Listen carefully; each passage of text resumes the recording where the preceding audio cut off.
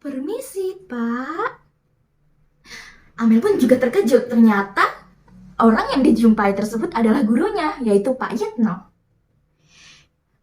Permisi, Pak. Hah? Pak Yitno? Sepertinya Bapak sedang mencari sesuatu ya? Tanya Amel sambil bersalaman. Pak Yitno dengan wajah yang cemas lalu menjawab, ada Amel. Iya nak, ini Bapak sedang kehilangan dompet. Dompet Bapak hilang entah di mana. Di dalamnya ada banyak uang belanja dan kartu-kartu penting. Amel pun tersenyum dan mengulurkan dompet yang ia temukan tadi. Apakah ini dompet Bapak? Pak Yitno pun terkejut. Iya nak, ini dompet Bapak. Terima kasih nak, kamu sangat baik hati dan jujur. Amel merasa senang karena telah melakukan hal yang benar. Pak superhero. Pak Yitno kemudian menawarkan untuk membelikan mainan untuk Amel sebagai tanda terima kasih. Tetapi Amel menolak dengan halus. Terima kasih, Pak. Tetapi itu sudah kewajiban Amel untuk mengembalikan dompet milik Bapak. Karena dompet ini bukan milik Amel dan bukan hak Amel. Jadi Amel memutuskan untuk mengembalikan ke Bapak sebagai pemilik dompet tersebut. Wah, bagus nak Amel. Bapak bangga denganmu. Dimanapun kita harus bersikap jujur karena jujur itu mahal.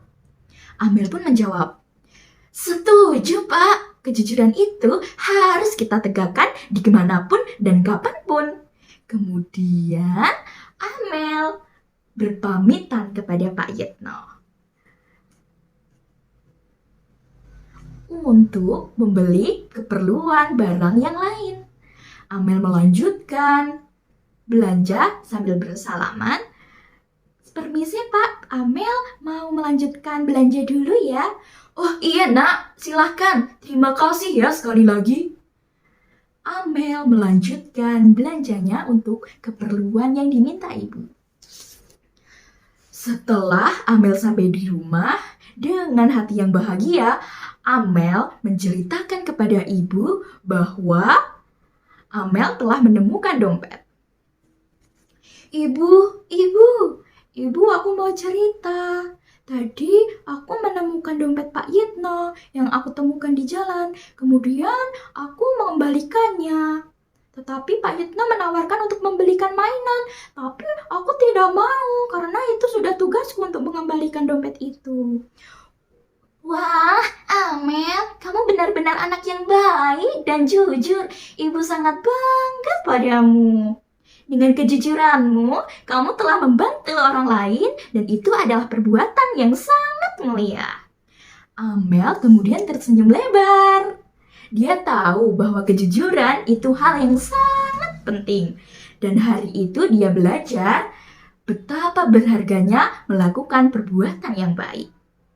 Mereka pun, Amel dan ibu kemudian menyiapkan masakan untuk disajikan kepada paman yang akan datang ke rumah. Hari itu juga menjadi hari yang berkesan bagi Amel. Tidak hanya kunjungan pamannya, tetapi Amel juga punya pengalaman tentang kejujuran itu sangat mahal. Nah, sekian cerita dongeng kali ini yang berjudul Jujur Itu Mahal. Semoga kalian dapat memetik hikmahnya. Coba tuliskan di kolom komentar ya. Apa kewajiban Amel dalam cerita ini dan amanat yang terkandung di dalam dongeng ini? Tulis di bawah. Wassalamualaikum warahmatullahi wabarakatuh. See you.